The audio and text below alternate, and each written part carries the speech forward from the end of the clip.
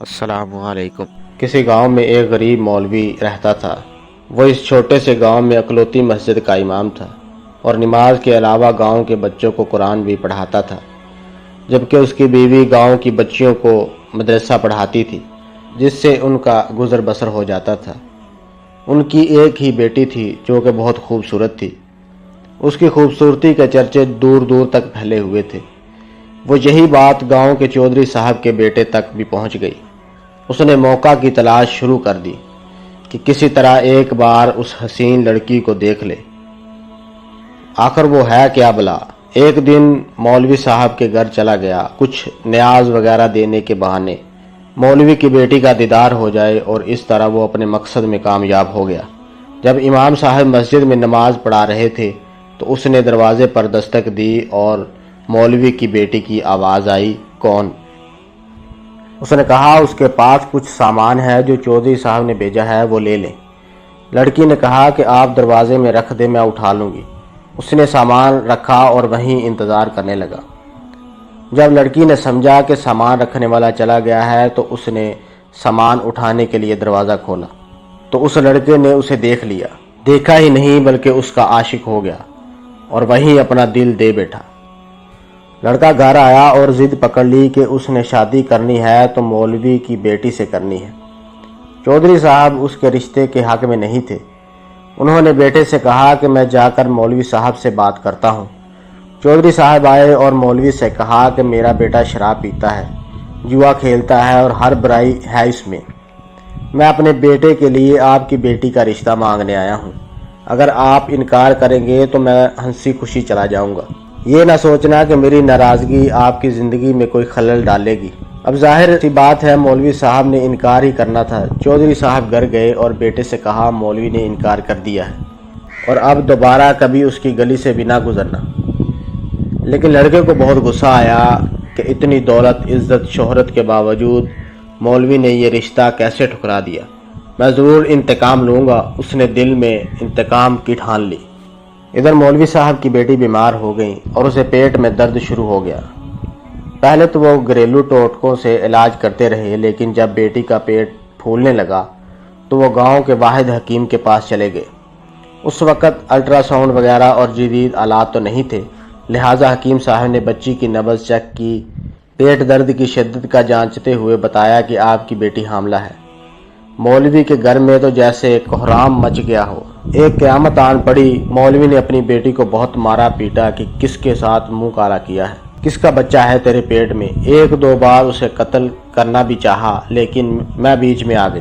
اسے یقین تھا کہ اس کی بیٹی بے گناہ ہے، وہاں ان پر اللہ سے امید لگا کر بیٹھ گئی۔ اب کوئی معجزہ ہی ہے اسے اس ناکردہ گناہ سے نکال سکتا ہے۔ ادھر چودھری کے بیٹے نے 2-3 بار مولوی کو بیٹی کے ہمراہ حکیم کے پاس جاتا دیکھا تو حکیم کے پاس چلا گیا۔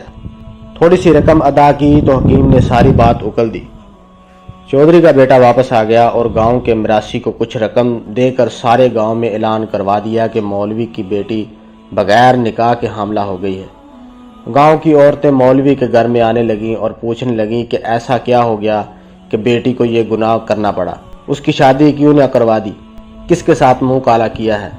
غرض جتنے منہ اتنی باتیں۔ گاؤں کی پنچایت نے مولوی صاحب سے امامت واپس لے لی اور انہیں 1 ماہ کا وقت دے دیا کہ وہ اپنی رہائش کا بندوبست کسی اور گاؤں میں کر لیں۔ گاؤں والوں نے بھی اپنی بچیوں کو مولوی کی بیوی کے پاس بھیجنا چھوڑ دیا۔ ہر طرف سے مولوی صاحب پریشانیوں میں گھیرے جا چکے تھے، انہیں کوئی راستہ دکھائی نہیں دے رہا تھا۔ ایک دن وہ پریشانی کے عالم میں بیٹھے تھے کہ دروازے پر دستک ہوئی۔ جا کر دروازہ کھولا تو سامنے ایک خوبرو نوجوان کھڑا تھا۔ اندر آنے کی اجازت طلب کی تو مولوی صاحب پریشانی کے عالم میں کچھ سوچنے لگے۔ لڑکا سمجھ گیا اور اپنا تعارف کروایا کہ میں آپ کا شاگرد، بچپن میں آپ سے قرآن پاک پڑھا اور فلاں شخص کا بیٹا ہوں اور برابر والے گاؤں سے آیا ہوں۔ مولوی صاحب نے پہچان لیا اور اسے اندر لے آئے۔ اس نے اپنے آنے کا مقصد بتاتے ہوئے کہا کہ اسے معلوم ہوا ہے کہ آپ کی بیٹی کے ساتھ یہ ماجرا پیش آیا ہے۔ مزید بتایا کہ وہ شہر سے حکمت کا کورس مکمل کر کے آیا ہے اور گاؤں میں حکمت خانہ بنانے کا ارادہ رکھتا ہوں، لیکن آتے ہی اس بات کا علم ہوا تو اسے یقین نہیں آیا کہ یہ واقعہ سچ ہے اور وہ اس کا راز معلوم کرنے پہنچ گیا۔ مولوی صاحب کو بھی کچھ امید سی نظر آنے لگی۔ اس لڑکے نے مولوی صاحب کی بیٹی کی نبض دیکھی، کچھ تفصیلات پوچھی اور پھر کچھ سوچتے ہوئے مولوی صاحب سے ایک بکرے اور ایک کتے کا بندوبست کرنے کو کہا، جبکہ لڑکی کو دن کا کھانا کھانے سے منع کیا، بھوکا رہنے کو کہا۔ اس کی بات پر عمل کرنا پڑا۔ مولوی صاحب اور کیا کرتے، کیا ڈوبتے کو تنکے کا سہارا، رات تک سارا بندوبست کر دیا۔ لڑکے یعنی حکیم نے گاؤں کی کچھ معزز عورتوں کو بھی بلوا لیا اور ان سے بکرے کا گوشت پکانے کو کہا۔ جب گوشت پک چکا تو اس لڑکے نے لڑکی سے کہا کہ پیٹ بھر کر گوشت کھاؤ۔ لڑکی بھی صبح سے بھوکی تھی، جی بھر کر گوشت کھایا۔